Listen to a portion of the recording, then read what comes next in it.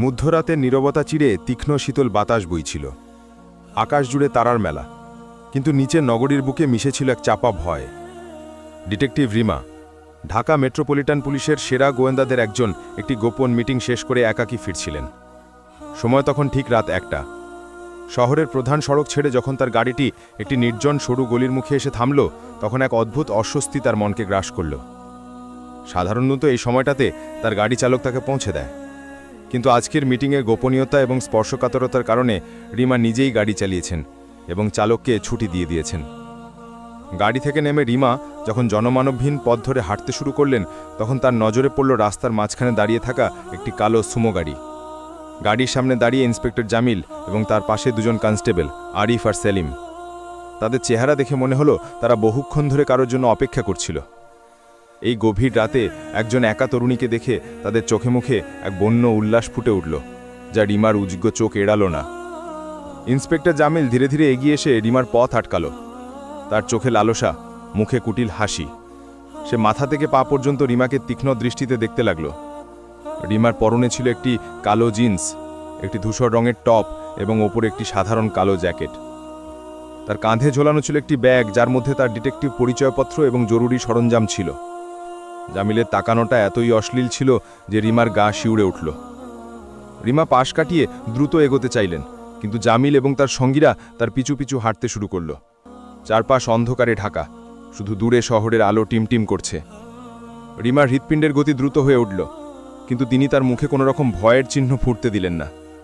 গোয়েন্দা হিসেবে তাকে বহু কঠিন পরিস্থিতির মোকাবিলা করতে হয়েছে। হঠাৎ জামিল পিছন থেকে এসে তার হাত শক্ত করে ধরল।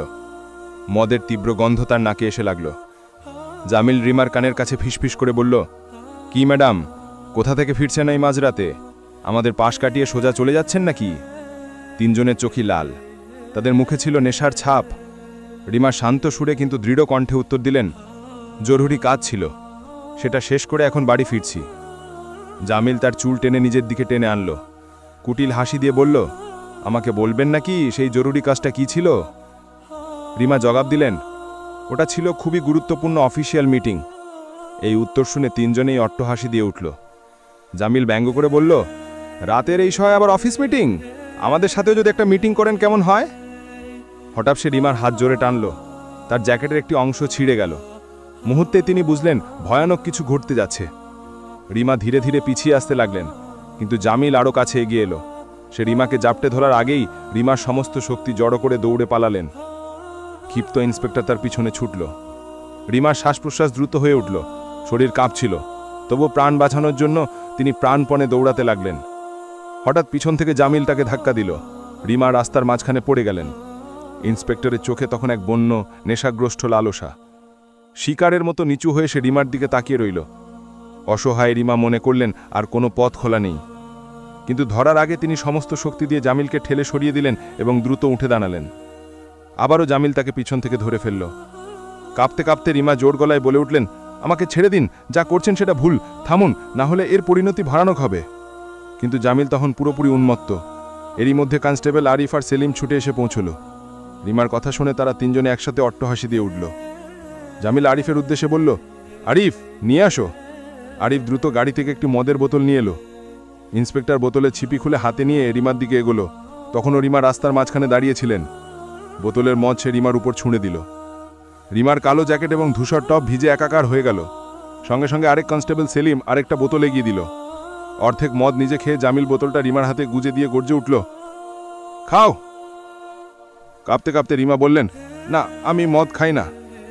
কুৎসিত দৃষ্টিতে তার দিকে তাকিয়ে ইন্সপেক্টর বলল, খেয়ে নাও, না হলে এমন কিছু ঘটবে যাতে তুমি কোনোদিন কারো সামনে মুখ দেখাতে পারবে না। অবশেষে আতঙ্কে কাঁপতে কাঁপতে রিমা বোতলটা হাতে নিল এবং মদ পান করতে শুরু করল। ইন্সপেক্টর জামিল ও তার দুই কনস্টেবল একে অপরের দিকে তাকিয়ে অস্থির চোখে রিমার দিকে চেয়ে রইল। মনে হচ্ছিল তাদের নোংরা পরিকল্পনা প্রায় সফল হতে চলেছে। কিছুক্ষণের মধ্যেই মদের নেশায় রিমার মাথা ঘুরতে শুরু করল। তিনি দুহাতে মাথা চেপে ধরলেন, দাঁড়িয়ে থাকতে পারছেন না, চারপাশ জন্য ঘুরছিল। পুলিশরা অপেক্ষা করছিল তার পুরোপুরি নেশাগ্রস্ত হবার জন্যে। কিছুক্ষণের মধ্যেই রিমা রাস্তার উপর লুটিয়ে পড়লেন। অচেতন অবস্থায় তিনি শুধু শুনতে পাচ্ছিলেন তাদের নিষ্ঠুর হাসি। ইন্সপেক্টর জামিল নিচু হয়ে তার মুখের কাছে এসে একটি চিলটে হাসি দিয়ে চুলের গোছা আঙুলে পেঁচিয়ে বলল, এখন আসল মজা শুরু হবে। আরিফ আর সেলিম কাছে এগিয়ে এলো। তাদের চোখে জ্বলছিল অমানবিক লালসা। কিন্তু ঠিক যখন ইন্সপেক্টর তার গালে হাত দিতে গেল, হঠাৎ বিকট শব্দ হলো। রিমা মাটিতে পড়ে থাকা বোতলটা তুলে সমস্ত শক্তি দিয়ে জামিলের মাথায় আঘাত করলেন। ইন্সপেক্টরের চোখের সামনে অন্ধকার নেমে আসলো, আর কপাল থেকে রক্ত গড়িয়ে পড়ল, আর সে মাটিতে লুটিয়ে পড়ল। দুই কনস্টেবল মুহূর্তের জন্য হতবাক হয়ে গেল। কাঁপতে কাঁপতে দুর্বল অবস্থায় রিমা দাঁড়ানোর চেষ্টা করলেন। তার হাঁটা টলমল করছিল, শ্বাস প্রশ্বাস ভারী হচ্ছিল, তবু সমস্ত শক্তি জড়ো করে তিনি আবার দৌড়াতে শুরু করলেন। মাথা ঘুরছিল, তবু তিনি টলমল করে দৌড়াচ্ছিলেন। কিন্তু ঠিক তখনই মাথা থেকে রক্ত ঝরতে ইন্সপেক্টর জামিল গর্জে উঠল, কি দাঁড়িয়ে আছো? ধরো ওকে, এর শাস্তি অবশ্যই দিতে হবে। কনস্টেবল আরিফ দৌড়ে গিয়ে কিছু দূরে রিমার হাত ধরে ফেলল। ভয়ে কাঁপতে কাঁপতে রিমা হাঁপাতে হাঁপাতে নিজেকে ছাড়ানোর চেষ্টা করলেন, কিন্তু ক্ষিপ্তি ইন্সপেক্টর জামিল এগিয়ে এসে আরিফের হাত থেকে তাকে টেনে নিজের কাছে নিল। তার চোখে তখন পশুর মতো লাল আগুন জ্বলছিল। সে রিমার কানে ফিসফিস করে বলল, আমার সঙ্গে লড়াই করা সাহস করেছো? এখন তোমার শাস্তি দ্বিগুণ হবে। রিমার শ্বাস ভারী হয়ে গেল। তিনি অসহায়ভাবে তার গ্রিপে আটকে গেলেন। ইন্সপেক্টর তাকে টেনে নিজের কালো সুমো গাড়ির দিকে নিয়ে যেতে লাগলো। আর আদেশ দিল কনস্টেবলদের, তোমরা এখানেই থাকো, আমি নিজেই সব করব। এখন দেখাবো আমার আসল ক্ষমতা। আরিফ আর সেলিম কুৎসিতভাবে হেসে উঠল, তার একে অপরকে চোখ টিপে ইশারা করল। এইদিকে রিমা প্রাণপণে ছাড়ানোর চেষ্টা করছিলেন, কিন্তু জামিল আরও শক্ত করে তাকে আঁকড়ে ধরল এবং গাড়ির দিকে টেনে নিল। তিনি বুঝতে পারলেন ভয়ানক কিছু ঘটতে যাচ্ছে। জামিল গাড়ির দরজা খুলে তাকে ভেতরে ঠেলে দিল। শেষ প্রহরের অন্ধকার রাতে এখন গাড়ির ভেতরে এক তরুণী অফিসার বন্দী হলো এক দানবের হাতে। দরজা বন্ধ করে নিজেও ভেতরে ঢুকল জামিল। তার চোখে বন্য লালসা, নিঃশ্বাসে মদের দুর্গন্ধ। সে রিমার চিবুক শক্ত করে ধরে গর্জে উঠল, এবার দেখি তোমার অহংকার কোথায় যায়। তুমি আমাকে সবার সামনে অপমান করেছ, কিন্তু এখন তোমার চিৎকারই হবে আমার বিজয়।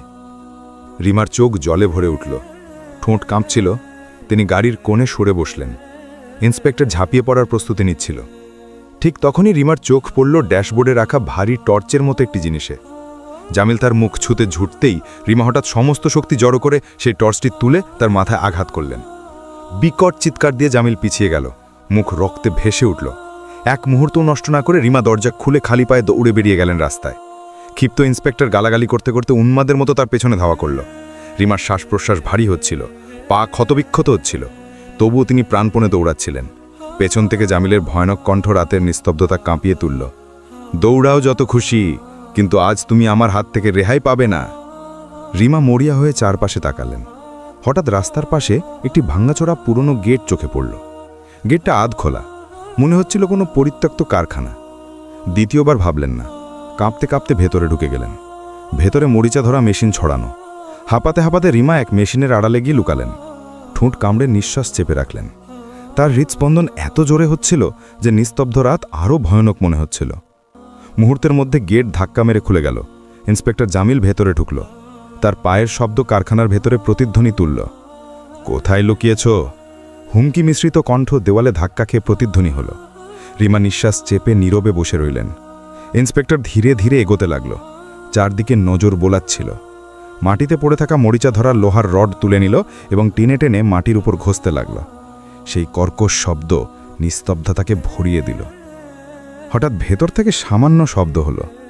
জামিল কুটিল হেসে উঠল, তুমি পালাতে পারবে না, এই অন্ধকারই তোমাকে শেষ করে দেবে। রিমার কপাল থেকে ঘাম ঝরতে লাগল। ঠিক তখনই ইন্সপেক্টরের চোখ পড়ল সেই কোণে যেখানে তিনি লুকিয়েছিলেন। নিঃশব্দে মেশিন ঘুরে পিছন থেকে এসে হঠাৎ তার কোমর জড়িয়ে ধরল। রিমার হৃৎস্পন্দন তীব্র হয়ে উঠল। তিনি স্থির হয়ে গেলেন। জেনে গেলেন শত্রু এখন একেবারে পেছানে। মুখটা খানিকটা ঘুরিয়ে ফিসফিস করে বললেন, দেখো, যা করছো সেটা ভুল। এর পরিণাম খুব খারাপ হবে তোমার জন্য। আইন তোমাকে শাস্তি দেবে।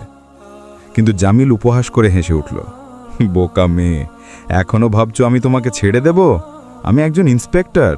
আইন মানে সেই যা আমি বলি, আর এখানে নির্জন জায়গায় তোমার চিৎকার শোনার কেউ নেই। ভয়ে কাঁপলেও সাহস সঞ্চার করে রিমা হঠাৎ তাকে জোরে ধাক্কা দিয়ে সরিয়ে দিয়ে দৌড়ে কারখানা থেকে বেরিয়ে গেলেন। কিন্তু রাস্তায় পৌঁছেই সামনে দেখলেন আরিফা সেলিম দাঁড়িয়ে আছে, মুখে কুৎসিত হাসি নিয়ে। তিনি ঘুরে অন্যদিকে দৌড়াতে ফিরলেন, আর ঠিক তখনই ওদিক থেকে এসে পড়ল ক্ষিপ্ত হাঁপাতে থাকা ইন্সপেক্টর জামিল। একদিকে দুই কনস্টেবল, আর একদিকে প্রতিশোধের লালসায় পাগল ইন্সপেক্টর জামিল। সব রাস্তা বন্ধ।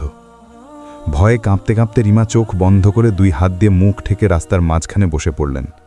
জামিল জোরে বুট মারল মাটিতে আর গর্জে উঠল, ওঠো, শান্তভাবে গাড়িতে গিয়ে শুয়ে পড়ো, না হলে এখানেই তোমার শেষ করে দেব। আতঙ্কের হৃৎকম্পন বেড়ে গেলেও ধীরে ধীরে হাত সরিয়ে কাঁপা কণ্ঠে রিমা বললেন, দেখো, যা করছো সেটা ভুল।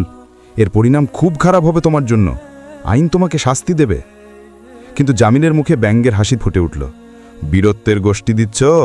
আজকে রাতে কিছুই তোমাকে বাঁচাতে পারবে না। সে হঠাৎ চিৎকার করে উঠল, রশি নিন আসো। এক কনস্টেবল দৌড়ে গিয়ে গাড়ি থেকে রশি নিয়ে এলো। জামিল আদেশ দিল, এর হাত পা বেঁধে দাও। সেলিম রিমার পাশে বসে হাত পা বাঁধতে শুরু করল। কিন্তু রিমা দ্রুত ভেবে নিলেন, যদি আমি বাঁধা পড়ি তাহলে আর কোনো রক্ষামি। তিনি হঠাৎ বলে উঠলেন, ঠিক আছে, যা চাইছো তাই করব, আমি রাজি। এই কথা শুনে ইন্সপেক্টর আর কনস্টেবলরা অট্টহাস্য দিয়ে উঠল। জামিল কাছে এসে বলল, ভালো মেয়ে, যদি আগেই রাজি হতে তাহলে এত ঝামেলা করতে হতো না। রিমার মুখে শান্ত ভাব ফুটে উঠল, যেন সে সত্যিই আত্মসমর্পণ করেছে। কনস্টেবলরা খুশিতে হাসতে লাগলো, নিশ্চিত হলো যে এবার মেয়েটা পুরোপুরি তাদের নিয়ন্ত্রণে। জামিল হাত নেড়ে বলল, রশিদ দরকার নেই, এখনই নিজেই রাজি, শুধু গাড়িতে তুলে দাও। কাঁপতে কাঁপতে রিমা গাড়ির দিকে হাঁটতে শুরু করলেন। গাড়ির কাছে পৌঁছে ঠোঁট কাঁপতে কাঁপতে ফিসফিস করে বললেন, আমি তোমার কথায় রাজি হচ্ছি, কিন্তু আবারও বলছি, এর শেষটা খুব খারাপ হবে তোমাদের জন্য। জামিল ঠোঁটে বাঁকা হাসি টেনে উত্তর দিল, আজ রাতে একটা শেষ হবে, সেটা হবে তোমার, বাকি সব ভুলে যাও। কনস্টেবলরা একে অপরকে দেখে কুৎসিত হাসি দিল। তাদের হাসির প্রতিধ্বনি ছড়িয়ে পড়ল অন্ধকারে। ধীরে ধীরে রিমা গাড়ির ভেতরে পা রাখলেন। ইন্সপেক্টর কাছে ঝুঁকে বিদ্রুপ করে বলল, ভালো মেয়ে, অবশেষে বুদ্ধি এসেছে তোমার। ঠিক সেই সময় দূর থেকে হেডলাইটের আলো দেখা গেল। আর একটা পুলিশ জিপ এসে থামল। আতঙ্কিত জামিল দ্রুত গাড়ির দরজা বন্ধ করে জিপের দিকে এগিয়ে গেল। ভেতরে অন্য পুলিশ ছিল। রিমা গাড়ির ভেতরে থেকে সতর্ক চোখে সবকিছু দেখছিলেন, কিন্তু নামার আগেই সুযোগ হাতছাড়া দিয়ে গেল। আবারও তিনি দানবের হাতে বন্দী রইলেন। জামিল নিজের গাড়ির দিকে ফিরল। দরজা খুলে রিমার হাত ধরে নরম স্বরে বলল, আমার ভীষণ ক্ষুধে পেয়েছে, আগে আমাকে কিছু খেতে দাও, তারপর থাকবে শুধু তুমি আর আমি। তার চোখে ধূর্ত হাসি ছড়িয়ে পড়ল। সে গাড়ি থেকে একটা বার্গার এনে রিমার হাতে দিল। রিমা রাস্তায় বসে খাবার ভান করতে লাগলেন। জামিল অধীর হয়ে বলল, তাড়াতাড়ি খাও, সময় নেই। মনে মনে রিমা ভাবলেন, আর দেরি করানো সম্ভব নয়, এখনই কিছু করতে হবে। তিনি ধীরে ধীরে দাঁড়ালেন। নির্জন রাতে নীরবতা চারপাশকে আরও ভারী করে তুলল। জামিল উৎফুল্ল, চোখের নেশাগ্রস্ত লালসার ঝেলিক, আর পেছনে আরিফ আর সেলিম কুৎসিত হাসিতে ফিসফিস করছিল। হঠাৎ ইন্সপেক্টর জামিল রিমার হাত শক্ত করে ধরে ফিসফিস করে বলল, খেলা অনেক হলো, আর সময় নষ্ট করো না। এক মুহূর্তের জন্য রিমার ঠোঁটে সরল নিষ্পাপ হাসি ফুটে উঠল, যেন সে আত্মসমর্পণ করেছে। চোখে চোখ রেখে আসতে বললেন, একটা শর্ত আছে। ইন্সপেক্টর থেমে গেল। শর্ত? রিমা মিষ্টি গলায় বললেন, আমাকে ছোঁয়ার আগে তোমাকে চোখ বন্ধ করতে হবে। জামির বিস্মিত হয়ে পলক ফেলল, তারপর ব্যঙ্গ করে হেসে উঠল, এটা আবার কেমন শর্ত? আচ্ছা, মেনে নিলাম। রিমা তার হাত ধরে আলতোভাবে রাস্তার এক কোণের দিকে নিয়ে গেলেন। জামিল অহংকারে ভেসে তার পেছনে চলল। গর্ব করে বলল, হ্যাঁ, ঠিকই বলেছ, ভয়ের কি আছে, শেষ পর্যন্ত আমি তো একজন ইন্সপেক্টর। অন্ধকার রাতে দূর থেকে কুকুরের ডাক আর বাতাসের শব্দ ছাড়া আর কিছু শোনা যাচ্ছিল না। রিমা তাকে নির্জন জায়গায় নিয়ে গিয়ে সরল ভান করে বললেন, এখানে শুয়ে পড়ো, চোখ বন্ধ করো। জামিল বাকরা হাসি দিয়ে রাস্তার উপর শুয়ে পড়ল আর চোখ বন্ধ করল। ঠিক আছে, এবার দেখি তুমি কি করো। রিমা কিছুক্ষণ তার চারপাশে ঘুরলেন, গভীরভাবে ভাবলেন, তারপর নিচু হয়ে যেন ভান করলেন ঝুঁকতে যাচ্ছেন। হঠাৎ নিজের জুতোর গোড়ালি দিয়ে ইন্সপেক্টরের কবজিতে জোরে আঘাত করলেন, যেখানে তার রিভলভার বাঁধা ছিল। ব্যথায় চিৎকার দিয়ে জামিল চোখ খুলে দিল, কিন্তু ততক্ষণে রিমা তার বন্দুক ছিনিয়ে নিয়েছেন। ক্ষিপ্ত ইন্সপেক্টর চেঁচিয়ে উঠল, এ কি কেলাকি করলে, আমাকে বিশ্বাসঘাতকতা করলে? কিন্তু রিমা শান্ত মুখে বন্দুকটা হাতে নিয়ে তার কাছে গেলেন। চোখে ভুয়ো উষ্ণতা এনে ফিসফিস করে বললেন, আমি শুধু প্রমাণ করতে চেয়েছিলাম যে চাইলে যে কোনো সময় পালাতে পারি, কিন্তু এখন এটা আমার নিজের সিদ্ধান্ত। আমি থাকছি, আমি প্রস্তুত। ইন্সপেক্টরের রাগ বিকৃত হাসিতে পরিণত হলো। সে ভেবে নিল এবার সত্যিই জিতেছে। রিমাকে বুকে টেনে নিল, কিন্তু রিমা বললেন, এক মিনিট দাঁড়াও, আগে বলো তুমি সত্যি এত ক্ষমতাবান যে যা খুশি করতে পারো? অহংকারে ফুলে ওঠা ইন্সপেক্টর বুক চিতিয়ে বলল, হ্যাঁ পারি।